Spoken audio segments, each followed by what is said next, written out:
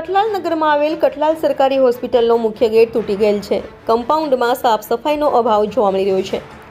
Medical waste ગમે તેવી હાલતમાં આમ તેમ પડેલ નજરે પડે છે અને પીવાનું પાણી પણ નથી અને જગનું બિલ પણ પાસ થતું નથી એમ કહી જગ મૂકવાના બંધ કરી દેવામાં આવેલ છે એમ કઠલાલ નગરના એક જાગૃત નાગરિક કિરણભાઈ શર્મા ભગવાન દ્વારા જણાવેલ છે.